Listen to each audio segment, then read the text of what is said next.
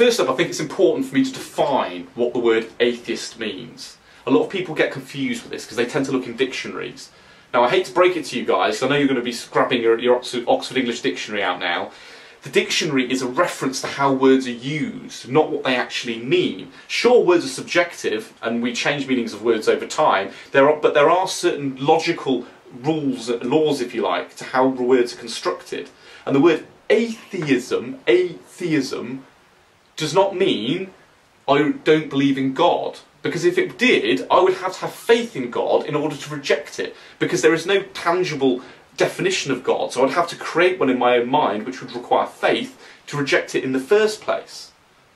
So that's what the word atheism means. Atheism means non-theist, a rejection of a theistic claim of a God. Now the first problem I have with theists arguing their case is they tend to play this little game called presuppositional apologetics. A guy called Venaloids did a great video on this, I'll put the link in the description.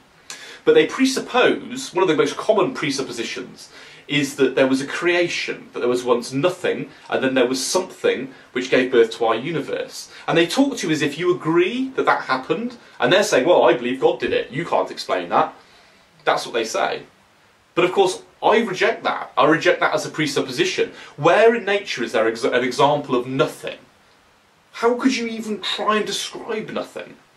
After all, if you could describe nothing, you would be, by definition, just be describing something. So there's no reason to consider that, even as a concept. And then if you look at the science behind it, let's say the science, the hypotheses around at the moment by people like Stephen Hawking, one is, for instance, that there was a universe before ours, and like ours, it expands constantly. And one day it expanded so much it fell in on itself, and all matter became infinitesimally small into like the size of a pea, which then started expanding again, which gave birth to our universe. That was the singularity, the Big Bang. Now I know people like Russell Brand, for instance, said things like recently in a video he did where he's saying, oh well, there's the rules of physics are in our universe are so specific, there must have been a creator, because if the laws of gravity, for instance, were slightly different, matter could have never come together, there would be no planets and stars, etc. He's absolutely right, by the way. But the trouble is, there's a little thing called multiverse theory. And multiverse theory means that there are huge numbers of universes, all with different laws of physics. And if that's the case, then not only is it not unusual that our universe has the right ingredients in terms of physics for there to be matter, it also means that it was bound to happen. I mean, if there's enough of them, if there's loads of universes, and they've all got different laws, and most of them have no matter in them, ours is bound to come along. I mean, it's just the same argument as when a theist says to you, oh, look at the planet Earth, isn't it amazing? The conditions are just right for life, so therefore God must have done it. And then you say, yeah, but look at all the other planets, how many of them are there? There's almost certainly other ones somewhere out there with the same conditions as ours. But if there's that many of them, there was bound to be one sooner or later like ours. So it's exactly the same argument, vacuous. So there's no evidence of God, there's no reason to believe in a God, there's no real definition of a God. So why would I believe in such a thing?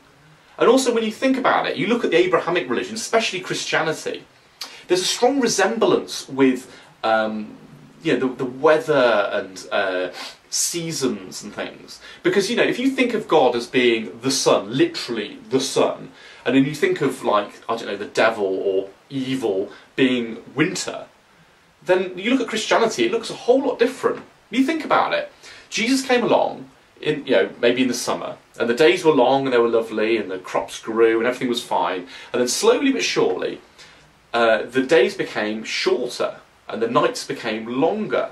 That represents evil overcoming good, because the winter was coming, and as the winter came, the leaves fell off the trees, a lot of the animals died and certainly stopped breeding, and we didn't see animals around, there wasn't many crops to eat, times were hard and it was cold.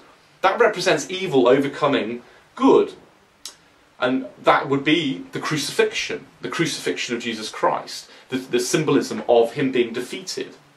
And then in Easter time, which just so happens to be in spring, he suddenly comes up again, he rises again. And it just so happens that as he rises again, the days become longer and the nights become shorter. the day, good, sun, the God, overcame evil. He overcame darkness and started to win again. That's why in Easter we get symbolism like, you know, Easter eggs and chocolate bunnies. These are fertility symbols. And these celebrations are way older than Christianity. And it's because all these religions, all these belief systems are really just metaphors for how early man saw the world. He viewed the world in a very tangible way because, you know, summer and winter were really important in those days. You could starve to death potentially in winter. You know, and there was a reason to celebrate the rebirth, the renewing of spring. And that's what I believe the Abrahamic belief systems are based around.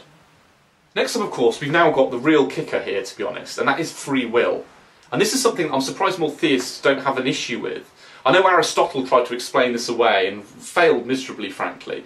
But basically, if you claim to believe in God, say let's, for example, take the Christian God. You believe God is omniscient, you believe God is omnipresent, and you believe God is omnipotent. Now, if you believe those things, let's take specifically omniscience. Omniscience means to know everything. If God knows everything, He knew 1,000 years ago that I would be born in the year I was born. He knew that I would do all the things that I've done so far in my life. And He knew that today I would have this camera set up and I'll be making this video. He could have told someone 500 years ago, if he was just having a chat with them, if that was possible, that this guy would come and make this video. And by knowing that, I was not free to decide to come here today and make this video. My decision was predetermined. I had no choice in the matter. Because if I did have a choice in the matter, then that God would have been wrong, and therefore He wouldn't have been omniscient and He wouldn't have been God. So the two are completely incompatible. It's just an impossible supposition. Either I'm a robot with no free will, and God is just poking me around a sort of chessboard and doing whatever He likes, or I do indeed have free will. And if I do have free will, I'm capable of doing things that God has no knowledge of, in which case He isn't God. So therefore, the Christian God is not only do I reject the Christian God, I can categorically prove that there is no Christian God. It can't possibly be true. So in conclusion, I come from a position of skepticism. You know, I'm willing to accept anything. I am open-minded. I get told I'm a bit closed-minded sometimes, but I'm really not. It's just that my standard of proof is a lot higher than most people's, and I'm not willing to accept just this kind of feel-good, wishy-washy piffle where people talk about things without any real evidence for what they're saying. And I find it strange, because I don't really believe that theists generally believe it themselves. They say they do. But let's look at the facts, shall we? When they're living their everyday lives, do they use faith to drive to work in the morning? Do they use faith to, you know, try and pick up a girl and hopefully, you know, get some romance going on? No, they don't. Of course they don't. If they did, they'd fail miserably, wouldn't they? I mean, what are they going to do? Shut their eyes and hope that nice, pretty girl's going to come over and talk to them? Or close their eyes and hope that their car doesn't crash into something? I don't think so somehow. So why is it, when it comes to the ultimate question, the most important question, they tell you that faith is required? I'm sorry, faith doesn't cut it. I need evidence. Give me some evidence. So you've been watching The Naked Truth. There's going to be loads more videos to come. Keep watching.